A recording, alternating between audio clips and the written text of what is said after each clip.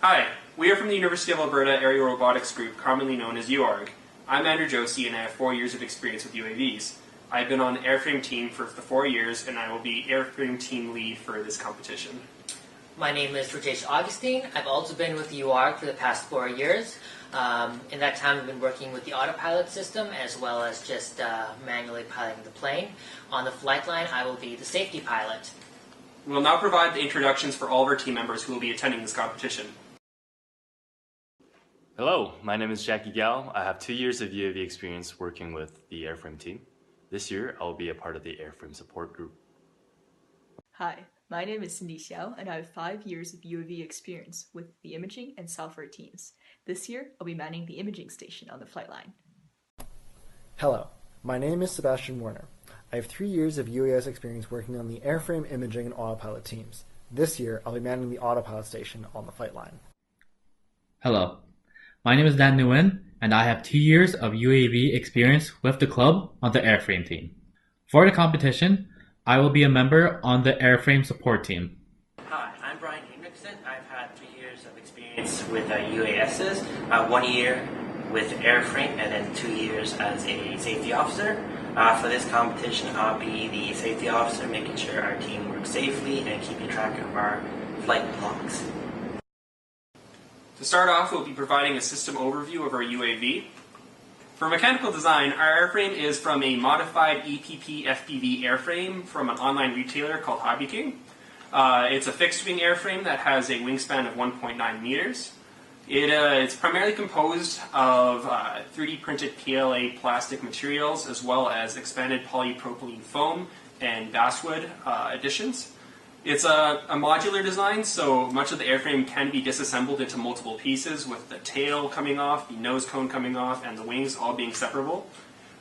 Very useful for packaging the plane and delivering it to different destinations and reassembling it quickly for competition. Our airframe has been drastically improved from last year's design based on some observations at competition last year. So we've standardized our fastener system to improve efficiency in assembly as well as repeatability. So now our standardized fasteners are just only bolts, permanent clips, and Velcro fasteners. We've also have done a lot of 3D printing for custom fitted housing on a lot of our electronics and sensors, as well as we've just ensured that a lot of our configurations for aerodynamics are repeatable with ensuring proper wing alignment and tail alignment, and all the control surfaces are always the same between every flight. Here's our airframe now. If you look in the nose of the airframe, we have our camera and our airspeed sensor. This is housed in a 3D printed structure. Further back, we have our battery and our avionics board, the battery being the green brick below. Above, we have a laser-cut acrylic board that houses all of our autopilot, imaging, and power electronics. On the front here, we have a power switch that controls power going to all the electronics, as well as a kill switch to the motor. Behind this switchboard is the actual autopilot board, which is going to be custom designed and fabricated for competition this year. At the back of the avionics board is our Odroid imaging computer, which is used for Wi-Fi downlink and geolocation. In the front of this wing module is actually another 3D printed housing, which holds our GPS and our magnometer. And above here is our wing module, which is used for repeatable wing attachment, as well as housing our Wi-Fi module.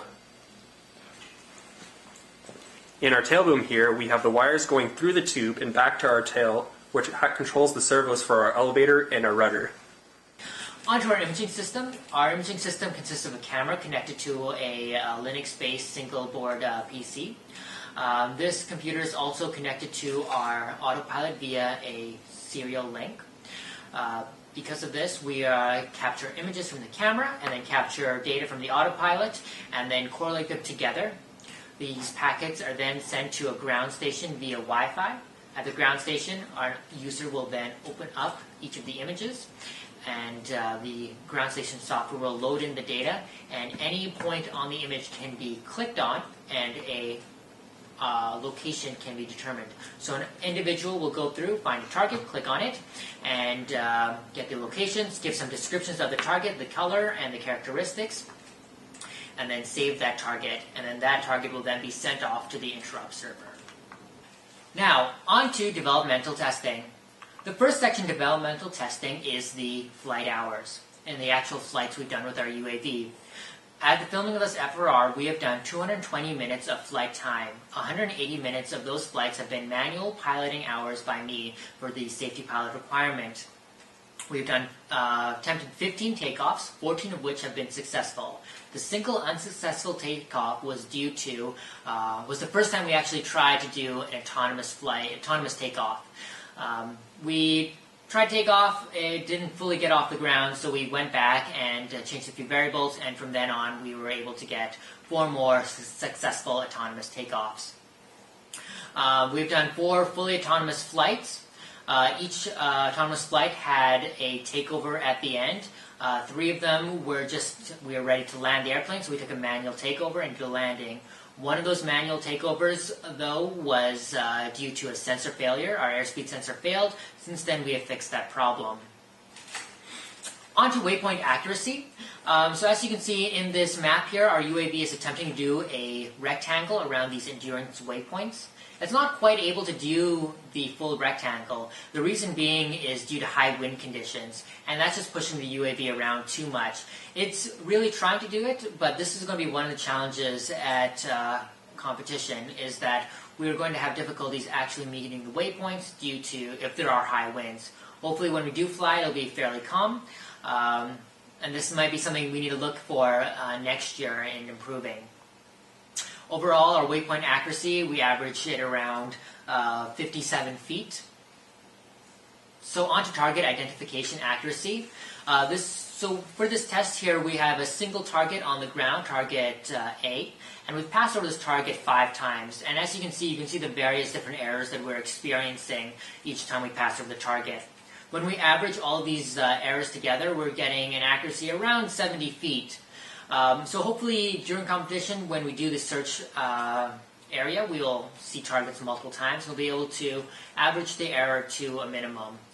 Overall, we think that this is just one of our targets. Overall, from a set of targets, we think we're going to get a target accuracy of around 80 feet. Image detection. So as you can see from this image here, we have an orange star on the ground. You can see it's orange, you can see it's a star, you can see the direction the star is facing, but what is kind of difficult to see is the actual letter on the star. It could be an O, it could be a C, and so this is one of the characteristics that we'll have difficulty getting. So we should be able to get 4 out of the 5 fairly consistently. The last one is fairly hit and miss. On to mission performance and how we think we're actually going to do a competition this year. AUVSI has provided us a nice rubric, so I'm going to go through each different sections and tell you where our system is at and how we think we're going to perform. The first section is timeline. In timeline, we have mission time and timeout. For mission time, we think we're going to spend around 30 minutes doing the actual mission and 5 minutes of post-processing. Most of the post-processing should happen while we're in the air, but for any reason it doesn't, which we think it may end up happening. We are expecting another 5 minutes or so just to get the data ready. Timeouts, we don't envision any need for a timeout. This year we've made fairly large strides in making sure that our aircraft is easy, quick to assemble, reliable in assembly. That was one of our faults last year. So in the whole timeline section, 10%, we think we're going to get 4% of that. On to the autonomous flight portion of the mission, which is worth 30%. For the actual autonomous flight, we think we're going to get 75 or the full 100 points. This is due to us doing a manual takeover for landing at the very end. We wish we could somehow avoid this, but we need to do further testing and get fully autonomous landing down pat. The next section is waypoint capture. Will we be within 100 feet? We think we're going to be within around 57 feet. So we think we'll get full marks for that. Waypoint accuracy, we're going to get 43 out of the full 100 points for that, just due to that 57-foot accuracy. So for the full autonomous flight portion, we should be getting something around 18.5 out of the full 30%. For obstacle avoidance, which is worth 20%, for stationary obstacles, we've been able to successfully avoid them 100% of the time. For moving obstacles, we actually have not fully tested this in our actual competition UAV. We have tested this in simulation, and in simulation we have shown that we are able to avoid these moving targets. In real life, we think it should be fairly transferable. For that, we're going to be able to avoid half of the moving targets. So we're giving 15 out of the full 20% for this section. Object detection, classification, and location, we're at 20%. The first section is characteristics. As mentioned earlier, we're able to successfully get 4 out of the 5 characteristics, giving us an 80% on that. For geolocation, our target accuracy is 80 feet, giving us 46 out of the full 100 points. For actionable intelligence, we are able to get information from the aircraft in real time, as well as interface with an interoperability server in real time. So we're giving ourselves the full 100 points. For autonomy, we are not applying any sort of automatic image recognition, so we are not giving us any points for that section. And finally, for interoperability, we have tested with the AUVSI server, and we're able to successfully transfer images, cropped images, to the server successfully.